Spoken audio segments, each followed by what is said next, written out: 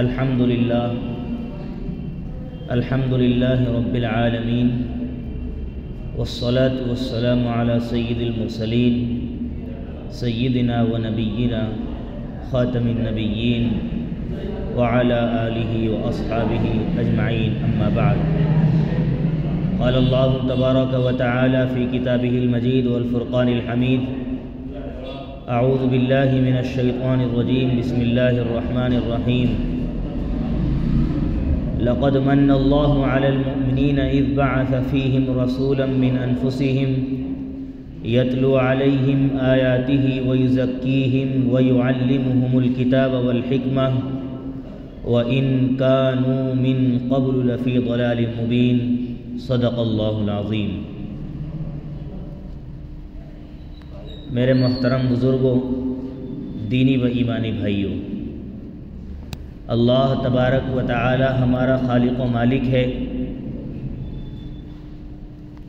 جب ہم اس دنیا میں آئے ہیں، سب سے پہلے اس بات پر ہمارا عقیدہ اور ایمان ہونا چاہیے کہ کوئی ذات ہے، کوئی ہستی ہے جو اس پورے نظام کے پیچھے کار فرما ہے، جس نے اس نظام کو چلا رکھا ہے. شب و روز اپنے وقت متعین پر چل رہے ہیں. سورج اپنے وقت پر نکل رہا ہے اور اپنے وقت پر غروب ہو رہا ہے. تمام چیزیں بدستور جاری ہیں. یہ خود آٹومیٹکلی نہیں بن گئی، بلکہ ایک ذات ہے جو ان کے پیچھے کار فرما ہے. جب دنیا میں ایک گاڑی جو خود نہیں چل سکتی، اتنی بڑی دنیا اور کائنات خود بخود کیسے چل سکتی ہے؟ لہذا ہمارا اس بات پر عقیدہ و ایمان ہونا چاہیے، اللہ نے ہمیں پیدا کیا ہے، وہی ہمارا پالنہار ہے، وہی ہمارا خالق و مالک ہے.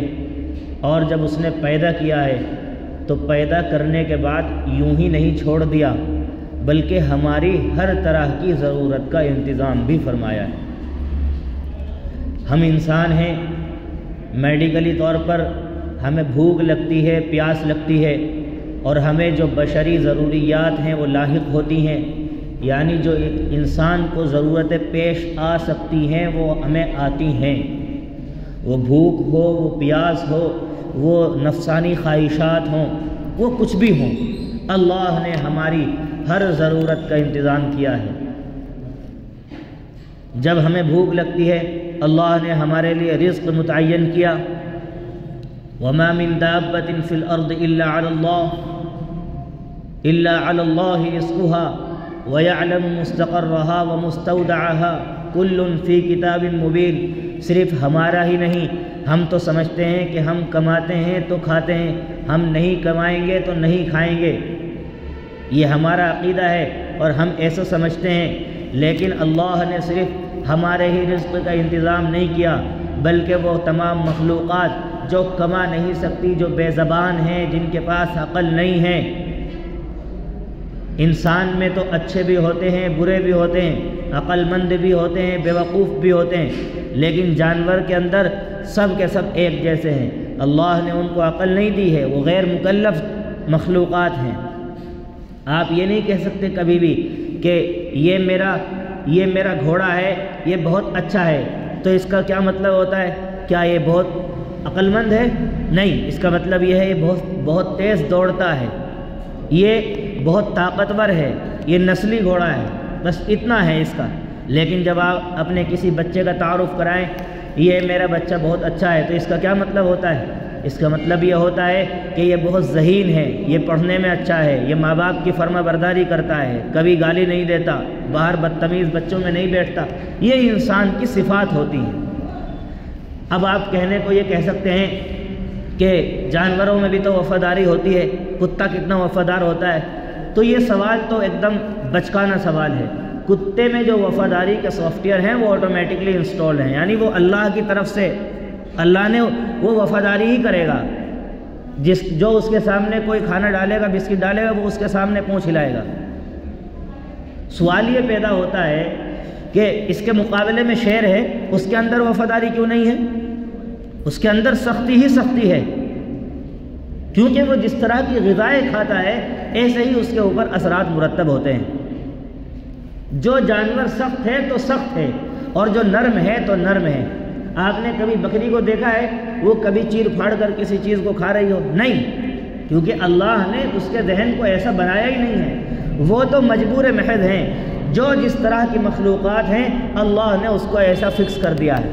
ہاں، انسان کو اللہ نے بنایا ہے، اس کے اندر بھلائی کا مادہ بھی رکھا ہے، برائی کا مادہ بھی رکھا ہے۔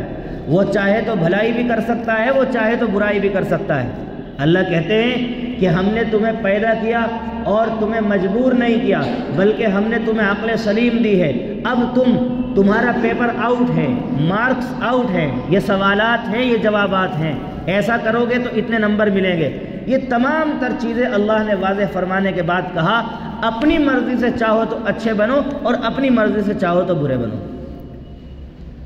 لہذا یہ جو عقل ہے، عقل یہ اللہ نے ہمیں سوچنے سمجھنے کے لیے دی ہے۔ ہم یہ نہیں کہہ سکتے کہ ہم مجبور ہیں۔ اللہ تعالیٰ نے جب ہمیں پیدا کیا ہے تو ہماری ہر طرح کی ضرورت کو پوری کرنے کا انتظام بھی فرمایا ہے۔ مجھے بتائیے، اللہ نے انسان کے اندر نفسانی خواہشات رکھی ہیں، جو ڈیزائرز انسان میں پیدا ہوتی ہیں، کیا اس کو ایسے ہی چھوڑ دیا گیا؟ نہیں۔ جب انسان کچھ کھاتا ہے، پیتا ہے اور پھر وہ تمام چیزیں اس کے جسم کے اندر لگتی ہیں تو ظاہر سی بات ہے خواہشات پیدا ہوتی ہیں، لیکن اللہ نے کہا ہے کہ اس کا راستہ ایک نکاح ہے، اس کو نکاح کے ذریعے سے پورا کیا جا سکتا ہے۔ اس کے علاوہ جتنے راستے ہیں حرام ہیں، اللہ نے کہیں چھوڑا نہیں ہے۔ تو میں یہ عرض کر رہا ہوں، جس طریقے سے اللہ نے ہماری مادی ضرورتوں کو پورا کرنے کا انتظام فرمایا، مادی ضرورت کہتے ہیں جو ہماری دنیاوی ضرورتیں ہیں، جیسے کھانا ہے، پینا ہے اور تمام چیزیں اس میں شامل ہو سکتی ہیں، اللہ نے اسی طریقے سے ہماری روحانی ضرورت کو بھی پورا کرنے کا انتظام فرمایا ہے۔ یہ روحانی ضرورت کیا ہے؟ یہ دکھتی نہیں ہے۔ روحانی ضرورت کیا ہے؟ یہ دکھتی نہیں۔ جو لبرل قسم کے لوگ ہیں، جو زیادہ سائنس پڑھ لیتے ہیں اور پھر ایولیوشن کی بحث میں اور نہ جانے کہاں کہاں وہ چلے جاتے ہیں، وہ کہتے ہیں کہ یہ دنیا تو خود بخود بن گئی، اس کو کوئی بنانے والا ہی نہیں ہے۔ تو ان سے سوال یہ ہے، وہ کہتے ہیں کہ اگر کوئی اللہ ہے، کوئی خدا ہے، کوئی ایسی ہستی ہے جو اس دنیا کو چلا رہی ہے، وہ ہم سے بات کیوں نہیں کرتی؟ ہم سے آ کر کیوں نہیں کہتی کہ مجھے تم مانو؟ ایک رسول کو بھیجنے کی کیا ضرورت تھی کہ اس کو عرب کے اندر بھیج دیا اور اس کے اوپر احکام نازل کر دیے؟ تو یہ تو سب ایسے سوالات ہیں کہ جن کے نہ سر ہے نہ پیر ہے، ان کے جوابات دیے جا سکتے ہیں، ہر سوال کا جواب موجود ہے، کوئی ایسی چیز نہیں ہے۔ سب سے پہلی بات یہ ہے کہ میں یہ عرض کر رہا تھا کہ اللہ تبارک و تعالی نے ہماری ہر طرح کی ضرورت کو پورا کرنے کا انتظام فرمایا ہے۔ اب اسی میں روحانی ضرورت ہے، وہ نظر نہیں آتی، مادی بھی نظر نہیں آتی۔ مثال کے طور پر آپ کو بھوک لگتی ہے، کیا کبھی کسی نے بھوک کو دیکھا ہے؟ انسان خوش ہوتا ہے، اس کو غم بھی ہوتا ہے، سٹی اسکین کرا لو، اس میں نظر آئے گی خوشی غمی؟ بھائی بتائیے مجھ کو، میری بات سن رہے ہو یا ایسے ہی نیچے منہ کر کے بیٹھے ہو؟ کچھ بتاؤ، سوال جواب دو۔ بھائی اگر ہم کتنا بھی اچھے سے اچھا کوئی کسی مشین کے اندر اپنا کوئی ٹیسٹ کرائیں، اس میں خوشی اور غم نظر آ سکتا ہے؟ نہیں آ سکتا۔ انسان کو بھوک نظر نہیں آ سکتی۔ ایک سوال بہت اچھے سے آتا ہے، خاص طور پر جو لبرل قسم کے لوگ ہیں، کہ اللہ تعالیٰ نے اس دنیا کو بنایا تو اللہ کہاں تھا؟ بھائی یہ چیز ہے، مثال کے طور پر ٹرینگل آپ بنائیے، تو اب اس کے بیچ کی جو جگہ ہے اس کو کیا کہیں گے؟ تو ہر چیز کا جواب ہے، ایسا نہیں ہے کہ کسی چیز کا جواب نہیں ہے۔ تو یہ سب بچکانہ حرکتیں ہیں اور یہ بیکار سوالات ہیں، یہ ایمان اور عقیدے کو خراب کرنے کی چیزیں ہیں۔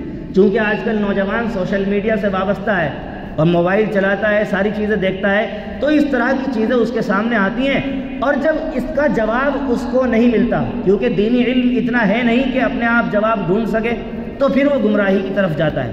کتنی ہماری نوجوان نسلیں ایسی ہیں کہ جو الحاد کی طرف چل رہی ہیں۔ الحاد کا مطلب ہوتا ہے وہ کسی کو نہیں مانتے، وہ اللہ کا ہی وہ بلکہ اللہ تو چھوڑو، وہ اس بات کا انکار کرتے کہ اس دنیا کو چلانے والا کوئی ہے۔ وہ کہتے ہیں ہم مانتے ہی نہیں کسی خدا کو۔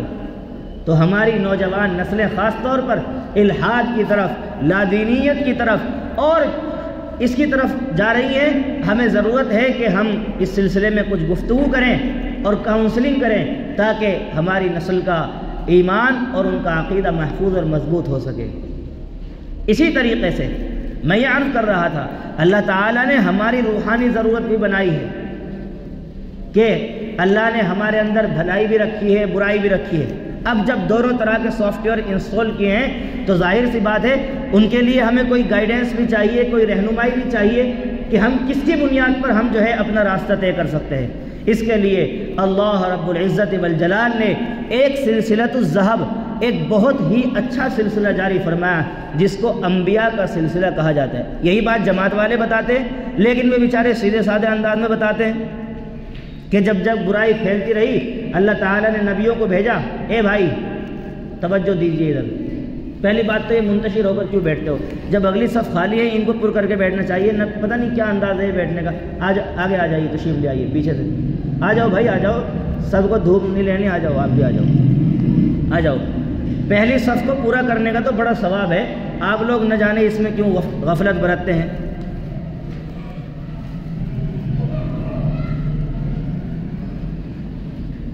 اتنے اہم موضوع پر گفتگو چل رہی ہے، آپ بے دھیانی سے سن رہے ہو۔ میں یہ عرض کر رہا تھا کہ یہی بات جماعت والے بتاتے ہیں، لیکن وہ بیچارے سیدھے سے سادے انداز میں اپنی زبان میں بتاتے ہیں کہ اللہ تعالیٰ نے نبیوں کو بھیجا اور نبیوں کو بھیجنے کا کیا مقصد ہے۔ یہی بات میں کہہ رہا ہوں 25 منٹ میں۔ تو اللہ رب العزت نے ہماری روحانی ضرورت کو بھی بنایا ہے کہ اب جب ہمارے سامنے بھلائی بھی ہے اور برائی بھی ہے، اب ہم کس کو اختیار کریں۔ بعض لوگ ایسے ہیں ان کے نزدیک شراب پینا، خنزیر کا گوشت کھانا برائی نہیں ہے۔ ویسٹرن کلچر میں چلے جائیں آپ، وہاں اس کو برا سمجھا ہی نہیں جاتا۔ کون سی ایسی چیز ہے جو آپ پر لگام لگائے گی؟ کون سی ایسی چیز ہے جو آپ کو بندھن میں باندھے گی؟ وہ ہے ایک مذہب، وہ ایک مذہب ہے۔ اور اسلام، چونکہ اسلام آسمانی مذہب ہے، اس پر خدائی تعلیمات ہیں، اس کے علاوہ آپ کی کوئی رہنمائی نہیں کر سکتا۔ اللہ کہتے ہیں ان الدین عند اللہ الاسلام، اللہ کے نزدیک جو مذہب ہے وہ صرف اسلام ہے۔ وَمَن يَبْتَغِ غَيْرَ الْإِسْلَامِ دِينًا فَلَن يُقْبَلَ مِنْهُ، اسلام کے علاوہ کسی بھی مذہب کو قبول نہیں کیا جائے گا۔ وَهُوَ فِي الْآخِرَةِ مِنَ الْخَاسِرِينَ۔ لہذا اب ہمیں یہ بات ماننی چاہیے کہ جب اللہ نے ہماری مادی ضرورت کو ہی بنایا تو ایسے ہی روحانی ضرورت بھی ہے، اور روحانی ضرورت کو پورا کرنے کے لیے اللہ نے انبیاء اور رسولوں کا سلسلہ جاری فرمایا، اور انہوں نے آ کر ہمیں بتایا کون سی چیز غلط ہے، کون سی چیز صحیح ہے۔ اب ہم نبی کی تعلیمات میں ہم اپنا راستہ تلاش کریں، جس طریقے سے بالکل وہی جملہ پھر سیدھا سادہ آتا ہے جو اللہ کا حکم ہے اور نبی کا طریقہ ہے۔ جو اللہ کا حکم ہے اور نبی کا طریقہ ہے اسی میں کامیابی ہے، اس کے علاوہ سب میں ناکامی ہے۔ لیکن چونکہ ہمیں گشت میں سنتے کان پک گئے، پہلی بات تو سنتے ہی نہیں ہیں، تو اس لیے ہم اس کی حقیقت کو سمجھ نہیں پا رہے ہیں۔ حضرت مولانا الیاس رحمۃ اللہ علیہ نے یہ جو اصول متعین کیے ہیں کوئی ایسے نہیں ہے فضول، یہ بہت قیمتی اصول ہے۔ ایک ایک جملے پر گھنٹوں گفتگو کی جا سکتی ہے، ایک ایک جملے پر گھنٹوں گفتگو کی جا سکتی ہے۔ اللہ کے حکم اور نبی پاک صلی اللہ علیہ وسلم کے طریقے میں کامیابی ہے، اس کے علاوہ ہر طریقے میں ناکامی ہے، یہی آج میری گفتگو کا عنوان ہے۔ لہذا ہمیں چاہیے کہ ہم دینی معلومات حاصل کریں، اپنے آپ کو پرکھیں، سمجھیں کہ ہمیں کہاں ہونا چاہیے تھا اور ہم کہاں ہیں۔ آج جس پوزیشن پر ہم ہیں دیکھیں، یعنی کمال کی بات یہ ہے، اب آپ اندازہ لگائیے، یہاں جمعے میں گفتگو ہو رہی ہے، ہفتے میں ایک دفعہ بیان ہوتا ہے، ہماری بے توجہی کا عالم کیا ہے۔ تو جب ہم اپنی اور یہ مسجد ہے، مسجد جہاں اللہ کی رحمتیں اور برکتیں نازل ہوتی ہیں، عرش سے ڈائریکٹ ایک نور کا سماں یہاں بندھا ہوتا ہے۔ جب ہم باہر نکلتے ہیں مسجد سے، جہاں ہماری اپنی لائف ہے، اور وہاں پر نہ جانے کیا کیا خرافات ہیں، وہاں ہم کیسے اللہ کو یاد کرتے ہوں گے؟ آپ اندازہ لگائیے اس بات کا۔ مسجد میں بیٹھ کر ہمارے ذہن غفلت میں رہتے ہیں، نہ جانے کہاں کہاں گھوم رہے ہیں، تو پھر باہر ہم کیسے اللہ کو یاد کر سکتے ہیں؟ تو سوال یہ ہے کہ یہ سب ہماری غفلت ہے، بے توجہی ہے، ہمیں اصلاح کی ضرورت ہے۔ میں نے گزشتہ جمعے ایک موضوع چھیڑا تھا کہ ہمیں اصلاح کی ضرورت کیوں ہے، یہ بتائی میں نے آج وجہ کہ ہمیں اصلاح کی ضرورت کیوں ہے۔ کیونکہ اللہ نے ہمیں پیدا کیا، پھر تھوڑا سا خلاصہ سن لے 2 منٹ میں۔ اللہ نے ہمیں پیدا کیا، وہی ہمارا خالق و مالک ہے۔ جیسے اس نے ہماری مادی ضرورتیں بنائی ہیں اور ان کو پورا کرنے کے لیے رزق کا انتظام کیا ہے، ایسے ہی ہماری روحانی ضرورت بھی بنائی ہے اور ان کو پورا کرنے کے لیے نبیوں کا سلسلہ جاری فرمایا ہے۔ نبی نے آ کر ہمیں بتایا ہے کیا چیز کرنی ہے اور کیا نہیں کرنی ہے، کیا اچھا ہے کیا برا ہے، کس چیز کو لینا ہے اور کس چیز کو چھوڑ دینا ہے۔ اب ہم نبی کی تعلیمات کی روشنی میں ہم اپنا راستہ حاصل کریں اور اپنے راستے کا انتخاب کریں اور ہم چلیں، جس راستے پر ہمیں چلنا ہے اپنی مرضی سے چلیں۔ اسلام یہی تو جو یہ مطلب ہے نا، ایک آیت ہے لا اکراہ فی الدین، دین میں زبردستی نہیں، یہی ہے اس بات کا مطلب۔ لوگ کہتے ہیں نا اسلام تلوار کے زور سے پھیلا، کیسے پھیل سکتا ہے؟ قرآن صاف طور سے کہہ رہا ہے لا اکراہ فی الدین، دین میں زبردستی نہیں ہے، تو کسی کو گن پوائنٹ پر اور تلوار کے زور پر کیسے مسلمان بنایا جا سکتا ہے؟ یہ بالکل کامن سینس کے خلاف بات ہے۔ لہذا اسلام تو سوچ سمجھ کر عمل کرنے کا مذہب ہے۔ ہم چونکہ ایک مسلمان کے گھر میں پیدا ہوئے ہیں، اس لیے ہم اپنے آپ کو وراثتی مسلمان سمجھتے ہیں اور تحقیق نہیں کرتے کہ واقعتاً اسلام کی تعلیمات کیا ہیں۔ ہم نماز پڑھنے آتے ہیں، پڑھ کر چلے جاتے ہیں فارمیلٹی پوری کر کے، ہم غور نہیں کرتے کہ ان باتوں کی گہرائی کیا ہے اور اللہ ہم سے کہنا کیا چاہتا ہے، قرآن ہم سے ہمیں مخاطب کر کے کیوں کہہ رہا ہے۔ لہذا ہمیں چاہیے کہ ہم دینی معلومات حاصل کریں اور ہم دین کی لائن میں آگے بڑھیں۔ خاص طور سے نوجوان نسل اپنے آپ کو الحاد سے، لادینیت سے دور رکھے اور اس بات کو دلائل کی روشنی میں سمجھے کہ ہاں کوئی ذات ہے جس نے اس کائنات انسانی کو پیدا کیا ہے، اور صرف پیدا نہیں کیا، ایک تو ہوتا ہے پیدا کر کے چھوڑ دینا، بلکہ ہر لمحے کا، ہر گھڑی کا اس کے پاس حساب بھی ہے۔ اللہ کے پاس ہر لمحے کا حساب بھی ہے۔ ان اللہ بما تعملون خبیر، یہ سب کاؤنسلنگ کی آیات ہیں۔ اللہ تمہارے اعمال سے باخبر ہے۔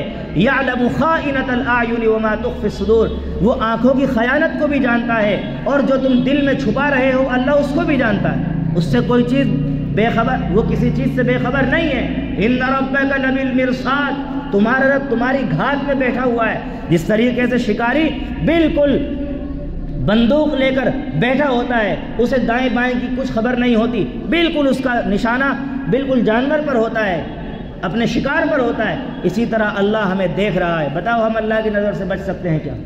لہذا یہ سب کاؤنسلنگ کی آیات ہیں۔ اللہ تعالیٰ نے کہا ان اللہ بما تعملون بصیر، یہ ساری جو آیات ہیں، ان اللہ کان بما تعملون خبیرا، ان اللہ بکل شیء علیم، اللہ ہر چیز کا جاننے والا ہے۔ اس کا مطلب یہی ہے کہ اللہ ہر چیز سے باخبر ہے، ایک لمحے سے باخبر ہے، وہ کسی چیز سے بے خبر نہیں ہے۔ اس لیے یہ ایک موضوع وسیع ہے، چونکہ وقت کی قلت ہے اور آج دوسرا ہفتہ بھی ہے، مسجد کا چندہ ہونا ہے، اس لیے میں اپنی بات کو ختم کرتا ہوں، دعا کرتا ہوں اللہ سے اللہ ہم سب کو عمل کی توفیق عطا فرمائے۔ کھڑے ہو جائیں، یہ 1-2 ساتھی بھائی پیچھے سے بھی کھڑے ہو جائیں۔ مسجد کے اوپر ابھی قرض بہت ہے جیسا کہ مجھے بتایا گیا ہے، آپ حضرات سے گزارش ہے کہ مسجد کا تعاون فرمائیں۔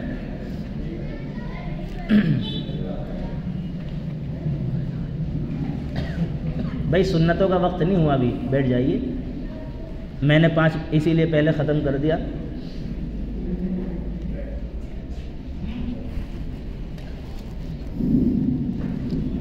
بھائی دیکھو، جب چندے کی باری آتی ہے بڑے لوگ تو بیچارے کر ہی لیتے تعاون، لیکن جو ہمارے نوجوان دوست ہیں، احباب ہیں، وہ نہیں کرتے۔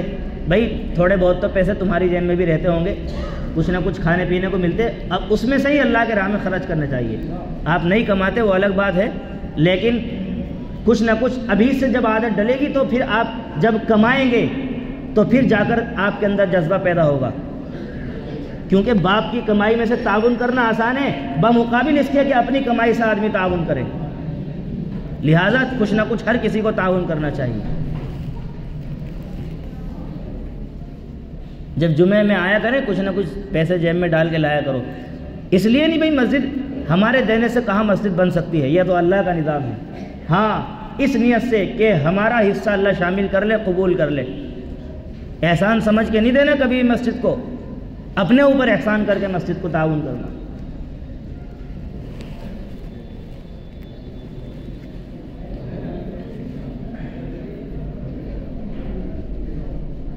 بھائی کر لیں سبھی تعاون, میں نے جیسا کہا ہے. نہیں ہے تو پھر بعد میں بھی لا کر ڈالا کرو. کچھ نہ کچھ عادت بناؤ, تھوڑا دین سے جوڑو اپنے آپ کو. مسلمان سے کہلانے تو چاہیے کم از کم. چلیں ٹھیک ہے, سنت ادا کریں.